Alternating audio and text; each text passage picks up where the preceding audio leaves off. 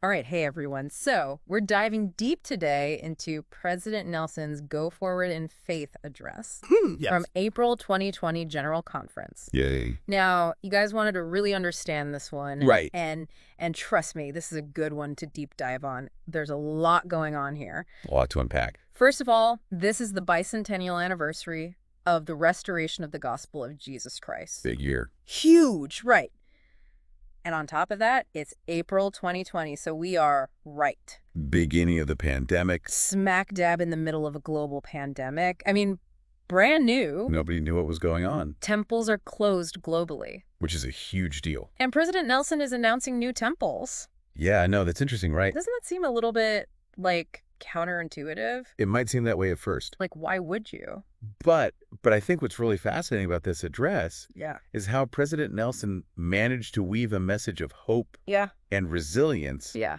into this really challenging context. Absolutely. All right, so let's back up a little bit. So, April 2020 General Conference. It's a big deal, right? Huge. For a lot of reasons. First of all, like I said, 200 years. 200 years since the restoration of the gospel of Jesus Christ. Yep.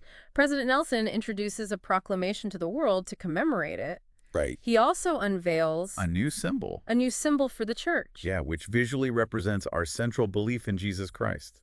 And remember. This is all happening like right before Easter. Oh, that's right. Yeah. So it beautifully underscores those themes of hope Oh, wow. and resurrection that he emphasized Yeah. throughout the conference. Okay, that's a really good point. And then on top of that, And on top of that, there's a global fast yeah, he calls for this global fast. and a day of prayer. The whole world's uniting to ask for help, essentially, right? It was a powerful reminder of the importance of turning to a higher power during difficult times. Okay, and so that theme really kind of echoes throughout the rest of the message. Yeah, absolutely. Yeah. But he doesn't stop there. Yeah. He takes it a step further, right? Yeah.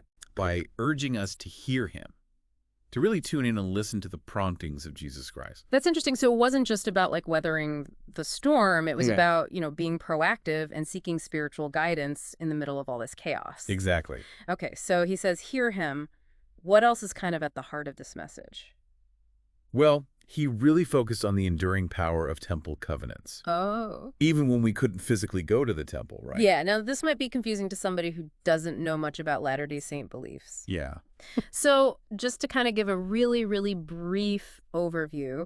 So in our faith, we believe that we make these sacred promises Right. Promises with God. or covenants with God in temples. Yep.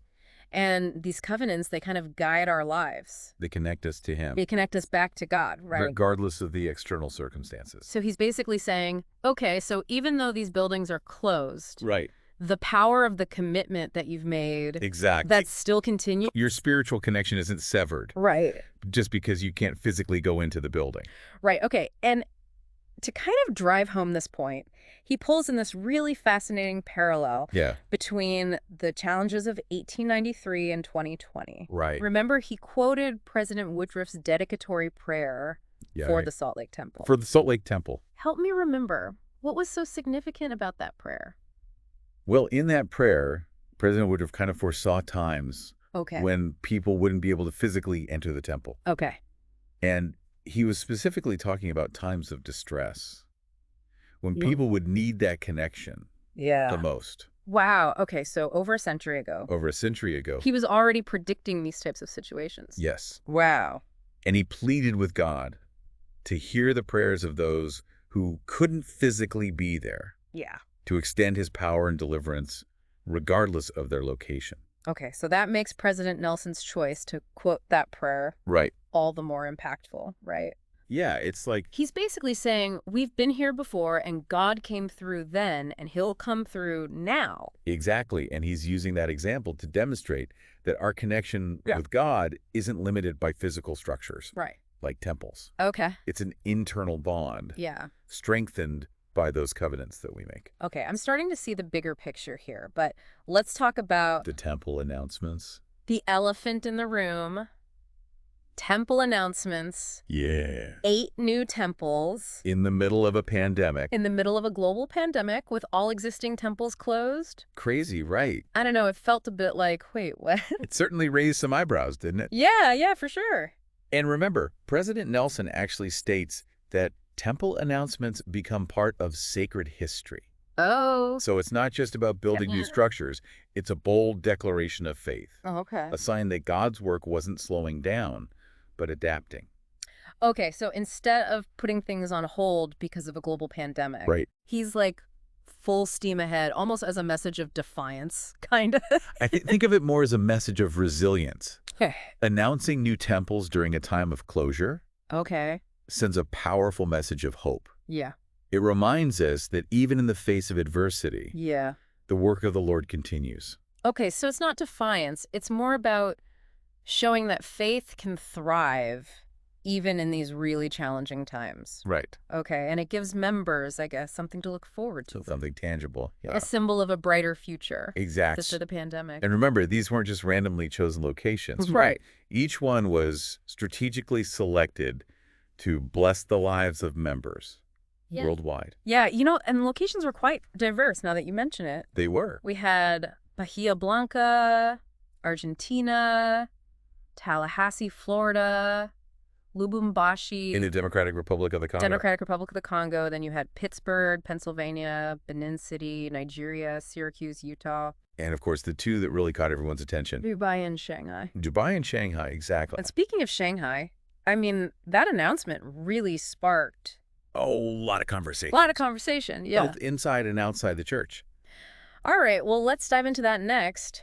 We're going to unpack the Shanghai Temple announcement and what it means for the church's presence in China.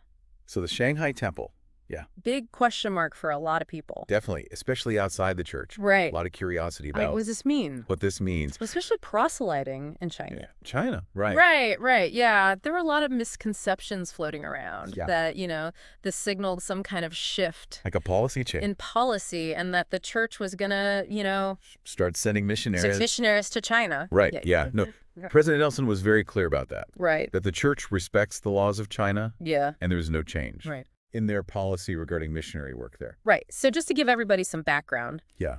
the church actually has a long history in China, Going way back. way back to the 1850s. 1850s. But those early missionary efforts were really focused on the Chinese diaspora. Right. Not on mainland China itself. Right. Okay, so this Shanghai temple, it's not about attracting new converts. No. It's about providing a dedicated space Yeah. for those who are already members. So the existing Chinese members, exactly. Okay, to practice their faith. And over the years, small congregations Yeah. of Chinese Latter-day Saints Mm-hmm. have kind of organically formed, Okay, mostly expats and their families, got it. meeting discreetly, Right. often in homes, Mm-hmm. to worship and study the gospel. Okay, so the Shanghai temple is giving them Giving them a place to actually... to participate in those secret ordinances Yeah. we talked about within their own country. So that's a huge development for Chinese Latter-day Saints. It is. It shows the church is really committed Committed to, to serving its members. worldwide. Yeah, Even in areas where it's facing these unique challenges. It also shows the church's ability to kind of adapt, right? Right. And thrive Yeah, in the verse. in these different cultural and political environments. Yeah, it's a delicate balancing act. Right. Requiring careful navigation, Yeah. respect for local customs and laws. And they're finding ways to do it. But the church is committed to finding ways to share its message. Yeah. And bless lives within those parameters. You know what? It's interesting to think about this address Yeah. and the context of what was happening in the world At the time, right. at the time. Yeah. We had the pandemic, but we also had all this other stuff going on. We did. A lot of economic uncertainty. Social unrest. Social unrest. Political polarization. Yeah, I mean, the world felt, It felt like the world was dividing. increasingly divided. Yeah. And President Nelson's message amidst all of that Yeah. is this call for unity. For unity and understanding. Right, and understand. He acknowledged the challenges, right. Yeah. But he offered a path forward based on faith, hope, and compassion.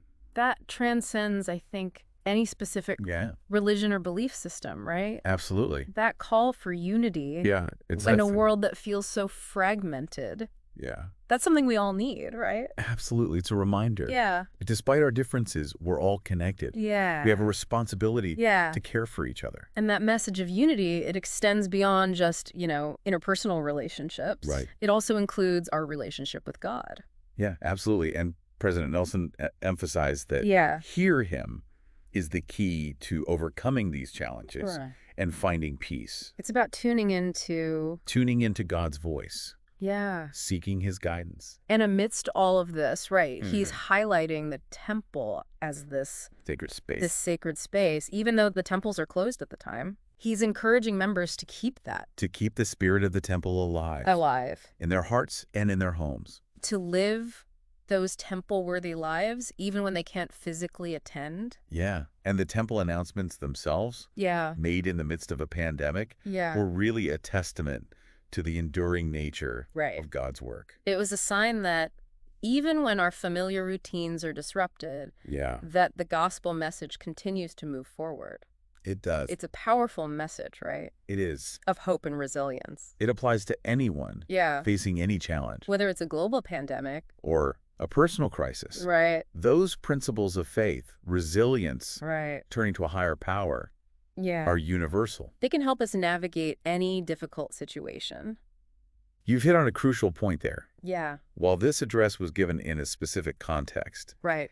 its message resonates It does. far beyond that Yeah, moment. that moment in time. Yeah. Yeah. President Nelson's call to go forward in faith Yes. applies to all of us Yeah. as we face our own Our own challenges. individual challenges. It's about finding that strength Strength, purpose, and connection in connection with the divine. with the divine, yes. So, as we reflect on President Nelson's message, I think it's worth asking ourselves, Yeah. how can we apply How can we apply his teachings these teachings about faith about faith, resilience, and unity and unity? in our own lives, Yeah. in our families, In our communities. in our interactions Yeah. with those who hold different beliefs? It's a question worth pondering. It is. And President Nelson is a leader who encourages Yeah. deep thought and reflection. Right. He emphasizes personal revelation, Yeah. seeking God's guidance Right. in our individual lives, Yeah. believing that each of us has the capacity Yeah. to receive answers and direction from God. Right. And those answers will be tailored to our specific needs. To our specific needs and circumstances. Right. Okay. So as we kind of wrap up this section of our deep dive Yeah. into President Nelson's Go Forward in Faith address, maybe just take a moment and think about, How might his message yeah, how does this speak to you personally? speak to you personally? What insights have really resonated with you so far? And how might you apply those insights in your own life Yeah. to cultivate greater faith, resilience, and unity? Because ultimately, I mean, this message, Yeah. it's about empowering individuals Yes. to draw closer to God. To find peace and purpose amidst the challenges of life. And that's a message that transcends That transcends. any specific time or circumstance. It speaks to the deepest longings Yeah. of the human heart. It's a message that reminds us that Yeah. we're not alone. That we're not alone in our journeys. Yeah. We have a loving God Yeah. who's always there for us. And through faith, we can we overcome can overcome any obstacle. and find lasting joy and peace. It's a message that challenges us Yeah. to be better, to do better, To love more fully. to love more fully. And if we embrace it, It has the power to transform our lives. to transform our lives and the world around us. Absolutely. Now, I want to shift gears for just a second. Okay. Because we've been talking about the broader context. Right, the big The picture. bigger picture. Yeah. But I'm also curious Yeah. about how this message landed With individuals. with individual members in April of 2020. Yeah, what was that like? What was that experience like? Yeah. Because here we are, we're all facing this global pandemic, so much uncertainty. Yeah. And then President Nelson delivers this powerful call to go forward in faith. Yeah. Powerful message. So what was the overall feeling? Yeah, what was the feeling among members at that time? It's interesting, yeah, to think about how this actually impacted people. Yeah, like on a personal level, right? On the ground, what was it like? Because you got all this fear, right? Right, And the unknown. right, uncertainty. And then you have this message of, like, go forward in faith. Well, and that's what's really striking, is the sense of hope it instilled, despite that fear. Okay. It was a beacon. Yeah. It was a beacon of light in a dark time. Yeah, because it wasn't about, pretending that everything was fine. No, It was more about, like, finding strength and direction yeah, like, how do we actually move forward? within the difficulties. Yeah, amidst all of this. Amidst all of this, yeah. Okay, and I know a lot of people were really drawn to, To hear him, that hear him message. focusing on the teachings of Jesus Christ Like that was their anchor. as an anchor Yeah. in Yeah. the storm. And the temple announcements, I mean, on one hand, it's kind of like Unexpected. unexpected. Right. Yeah. But also really uplifting Yeah, for a lot of people. for a lot of people. Yeah. Because it showed on that bigger picture level Yeah. that the work of God Right. wasn't on hold. Yeah. It was adapting, growing, even during a crisis. Right. So it reinforced that idea that faith isn't passive. Right. It's not just about, waiting for things to get better. It's about actively seeking, It's about actively seeking. even perhaps especially Yeah, even when things are really tough. when things are tough. Yeah. And so that brings us to, I think, a really important question for all of us listening, right? Yeah. How did this message impact your life? Back then, Then, yeah. did it change how you viewed the pandemic? Did it inspire you Yeah. to act differently? To change your behavior? Maybe focus on certain principles more strongly? Because even though the immediate context of this address was so unique, Right. I think the principles are timeless. They are timeless, yeah. Faith, resilience, turning to God. These apply no matter what, These apply no matter what we're going through, right? no matter what challenges. So as we kind of wrap up our deep dive here. So take a moment to reflect Yeah. on that personal connection. How can these lessons from Go Forward in Faith Guide you today. guide us today? Yeah. President Nelson's words, delivered in this time of global upheaval, Still hold power. they still hold so much power to uplift and inspire. Yeah.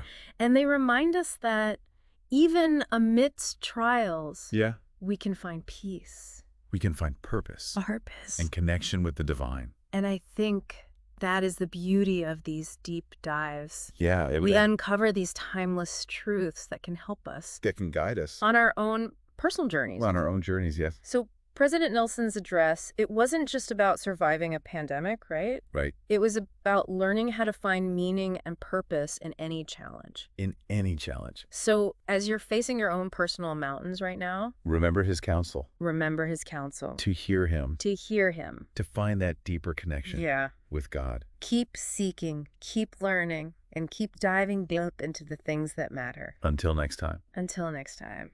may your journey be filled with faith, Hope hope, and the unwavering guidance of the Spirit. of the Spirit.